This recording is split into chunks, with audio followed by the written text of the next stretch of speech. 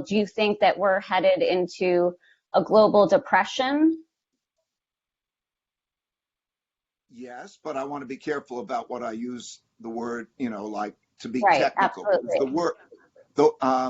The word is an evocative word, and it Sure. could be scary and so on. So what do you mean by a depression? Okay. Something like happened in the 1930s. So just to repeat, 1929 to 1932, there was a fall in the economy and a very double-digit unemployment rates and a magnitude of fall in the economy like about 10%. Do I think we're in that? Yes. How was that dealt with? 1933. What they did is they printed a lot of money. And the government came out with the same type of programs that we're having now. Yes, okay, same thing. Zero interest rates hit zero. Same thing. Okay, same dynamics. And then there is that money causes an expansion from that point. How long does it take for the stock market to exceed its highs? Or how long does it take for the economy to exceed its former highs? A long time. Okay, do I think that's what we're in? Yes, that's what we're in. We've seen that happen repeatedly in history. So many, many times. It's just the most recent one. And there's a structure to that. So yes, this is not a recession. This is a breakdown, an operation that I'm just describing in terms of how it's dealt with, the production of money and credit, and all of that. That's what we're in.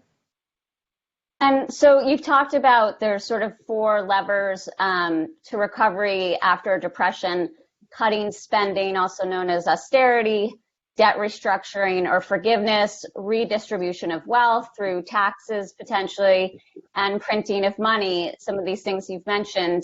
Will those things get us out of this situation, since as you feel it's happened before? But how would you think about balancing these tools right now? Yeah, those are the tools since eternity, basically, since recorded history. Those are the ones that operated. And I think what you're going to see is a combination you're seeing of printing money and redistribution. And I think it'll last. These things happen pretty quickly. They last maybe a couple of 3 years in terms of that process. And then you have a rebuilding, and they're dealt with creativity. The greatest force through time is inventiveness, human inventiveness, adaptability. So you're going to see these restructurings happen, and you're going to see the kind of inventiveness that you just saw from Marco, okay? And it's the power of that adaptation that is the greatest power. I did a study, which is on LinkedIn if anyone wants to see it. And it goes back 500 years.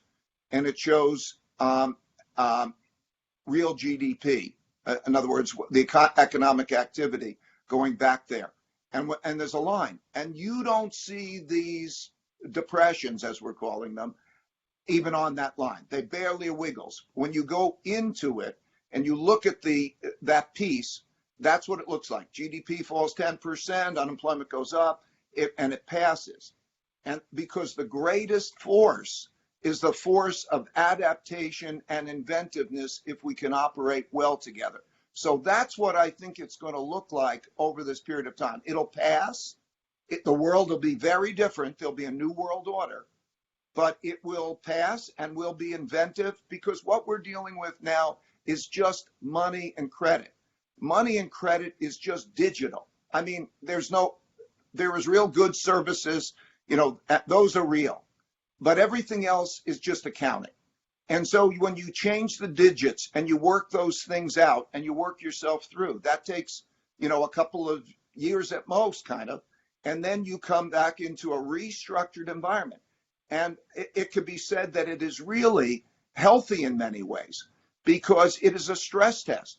Because if you look at history, people sometimes they get weaker, or they're not prepared in many ways. Weaker in terms of maybe they don't build enough savings and they operate that, or maybe they emphasize luxuries over necessities. It's a reorienting type of experience that in many ways makes us healthy, even appreciating the basics of life.